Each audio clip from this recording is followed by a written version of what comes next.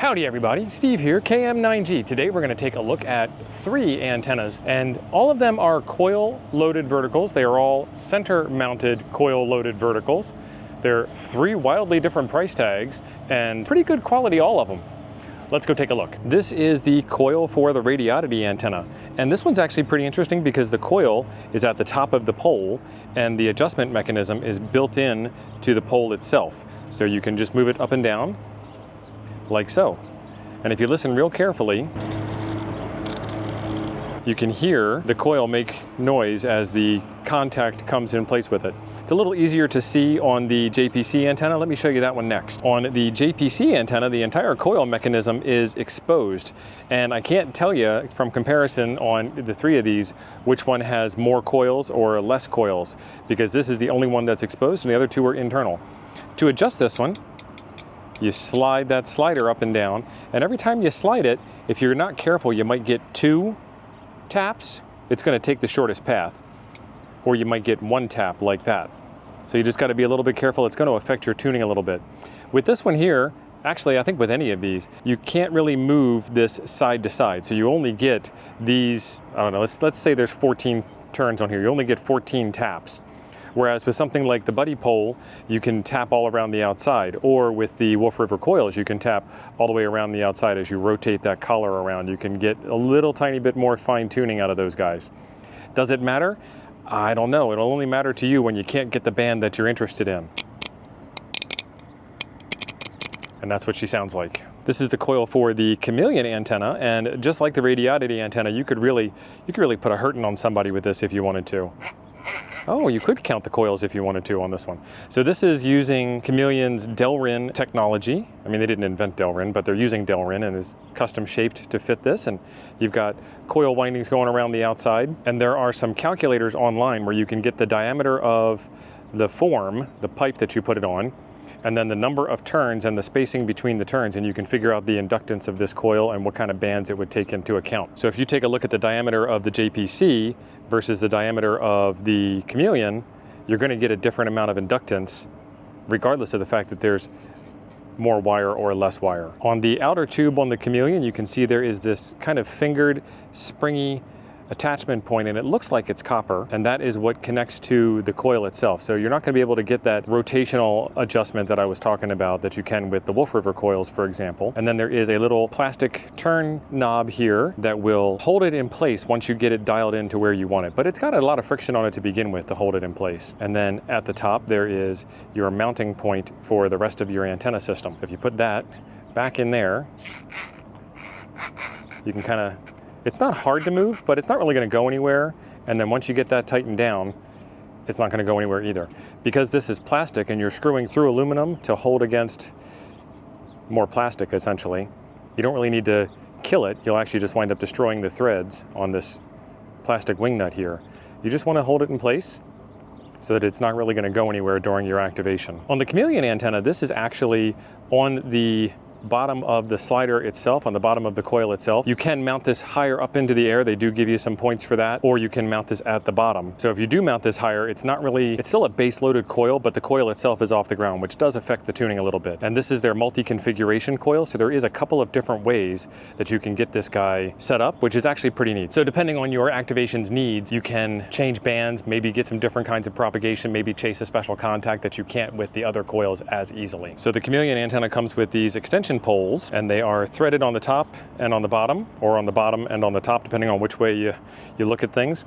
But you can put the coil in the middle, or you can put the coil on the bottom and use this to get you some extra mast length. Speaking of multiple configurations, this is all of the gear that the Chameleon comes with. You get a ground spike, you get a short mast, this one's 58 inches if I recall. You get a tripod adapter to go from 3/8 24 to 1/4 20. You get a radial connecting plate. This goes underneath of the coil, and then you can use the holes here to insert the banana plugs from the radials in. And then each of the radials has a little ring on the end of it, which you can then secure to the ground with a tent spike. Another way to use this antenna, another configuration choice for you, is to connect this up to a tree or a fence pole or something along those lines, so that you can then choose your extension length and tune the radial. So this would be a tune elevated radial for use with the coil. Similar, very similar to the way that the Buddy Stick Pro is. You can also clamp the whole thing onto a table instead of using the ground spike. This might be a little bit safer for air travel, but it is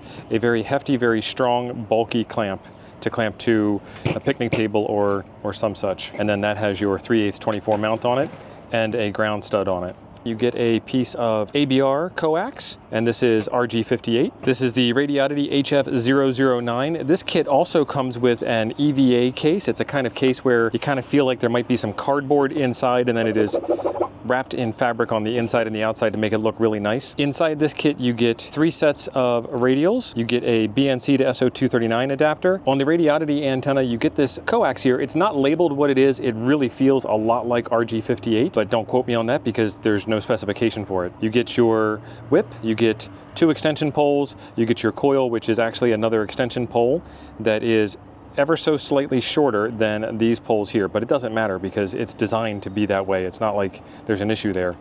You also get a really nice ground spike here.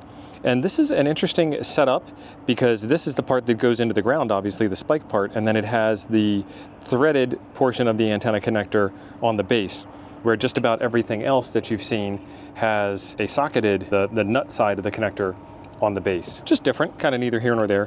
That makes this antenna not really compatible with all the other accessories that you get unless you get yourself some adapters. Speaking of adapters, this one here is 3/8 24, this one is 3/8 24, and this one is M10. They do make a variety of M10 to 3/8 24 adapters, so you can kind of interact with these guys if you wanted to get the adapters, but these are all complete antenna systems in their own right. This here is the JPC-12 antenna, and you get a set of ribbon cable radials. They kind of give you one piece of ribbon cable with 10 conductors in it, and then you can split it out. I have split them into 5 sets of 2, but you're able to split these however you want. I've also taken a piece of cardboard and used this as a poor man's wire winder, so that way these don't get all tangled up inside of the case here. The coil tap for the JPC has a clear marking for 20 and 40 meter connections, and these are actually very close to where you need to be in order to get this antenna in tune.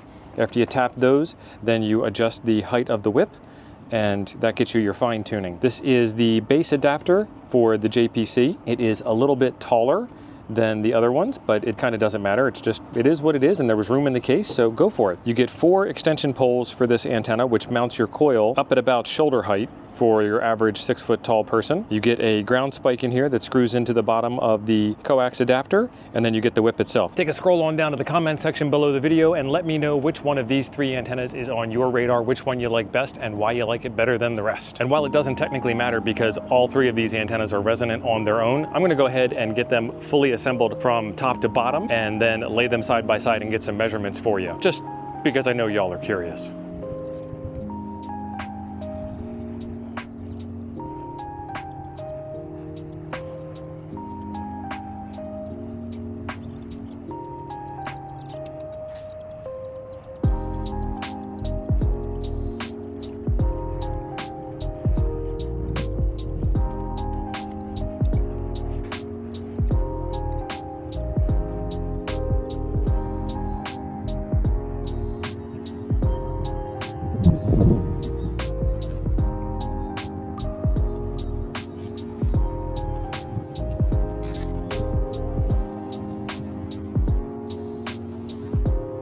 The Chameleon antenna comes in at a 9 foot total height. The Radioddity antenna comes in at 12 foot 9 inches total height. And the JPC-12 antenna comes in at 14 foot 3 inches total height. The Chameleon antenna with its external sliding coil configuration is actually going to get you a little bit of extra height to add onto the top of it. Your last click right there is going to extend that antenna